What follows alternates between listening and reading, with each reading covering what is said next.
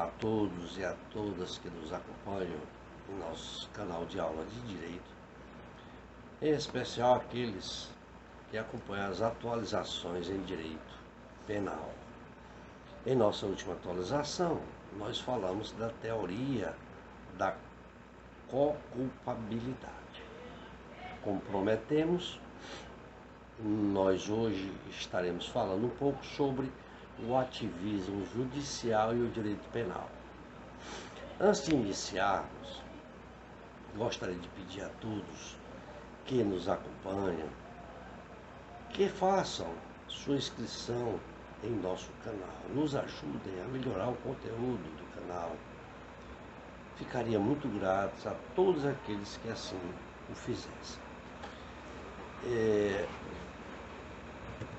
O poder judiciário é um poder que muito vem exercendo o papel de protagonista na defesa dos direitos. No entanto, há quem diga que, em raras exceções, julga de modo político. O Supremo Tribunal Federal, como defensor da Constituição brasileira, sem dúvida é o órgão do judiciário que protege os direitos de forma mais abrangente. O que aprendemos na faculdade são os diversificados ramos onde se percebe julgamentos por esta corte, o STF, por esta corte realizada. E o que, sem sombra de dúvida, são marcos significativos para o nosso estudo.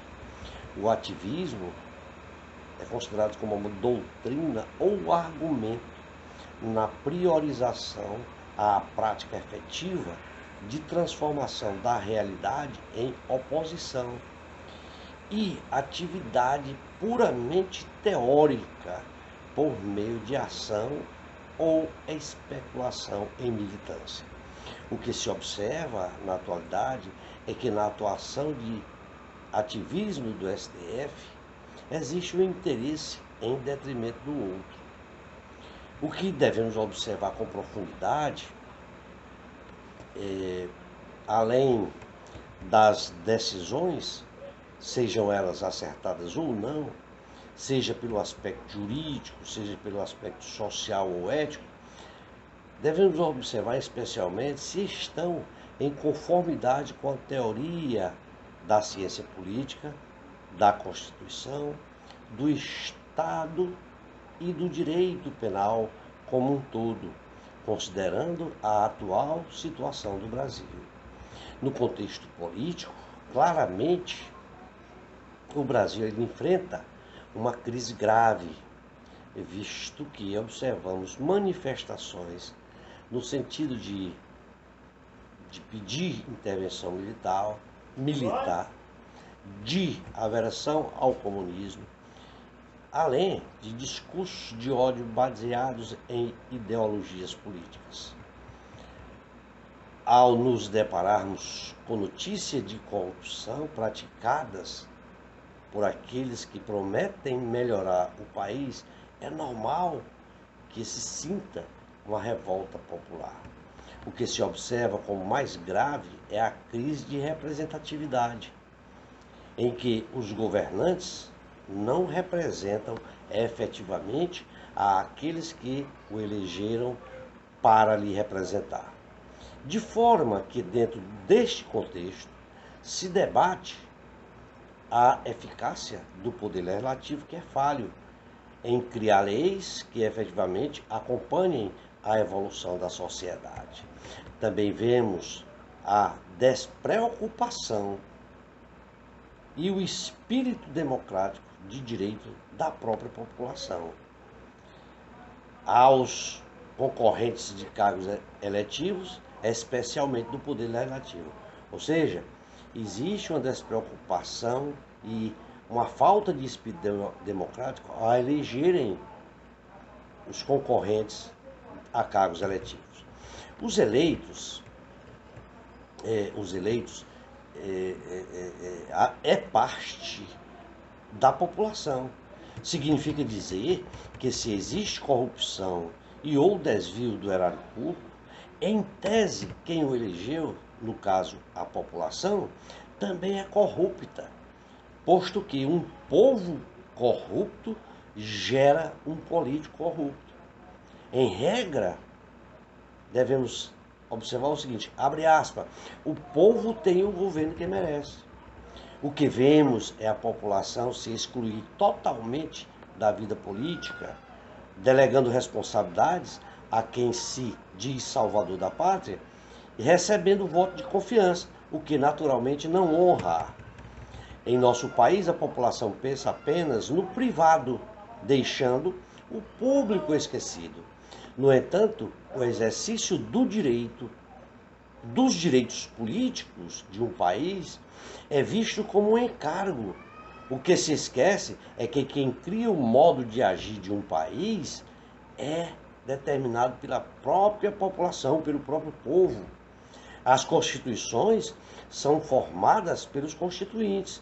No entanto, se há uma reclamação sobre a forma de agir do poder público, o que impede a população de mudar esta situação? Haja vista que os próprios constituintes são eleitos pelo próprio povo. O salvador da pátria é a própria população, que por meio da conscientização pode corrigir a crise de representatividade deste país.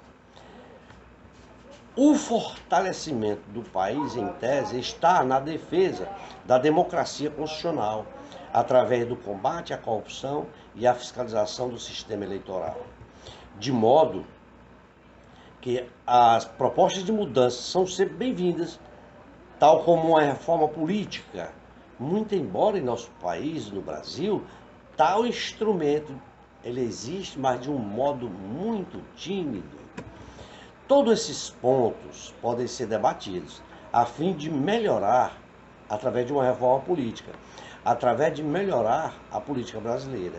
No entanto, a população deve pressionar os legisladores ou eleger realmente quem se preocupa com o desenvolvimento do país. Quanto à atuação do ativismo no Supremo Tribunal Federal, no qual há posições controversas, o que se sabe é que a norma não consegue regular todos os casos que surgem, haja vista o complexo do desenvolvimento diário da sociedade. Quando se depara com casos que não estão na norma,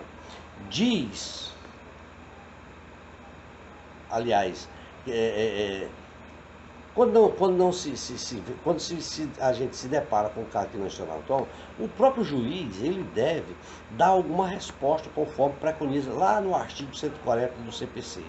No que diz respeito que o juiz não deve se eximir de julgar, alegando lacuna ou obscuridade no ordenamento jurídico, devendo se valer da analogia, dos costumes e dos princípios gerais do direito, previsto lá no artigo 4º da Lei de Introdução à Norma do Direito Brasileiro.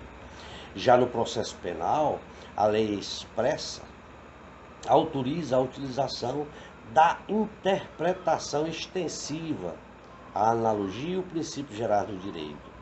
Nosso ordenamento jurídico deve obedecer os ditames da repartição liberal dos poderes, ou seja, o juiz existe para julgar, o legislador existe para criar leis.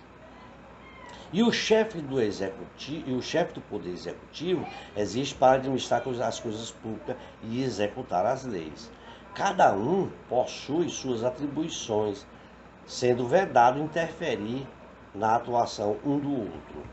No entanto, em nosso Estado, cujos valores se fundam, por exemplo, na dignidade da pessoa humana, o mantimento do sistema liberal acarretaria em diversas injustiças, incluindo aí as violações a direitos fundamentais.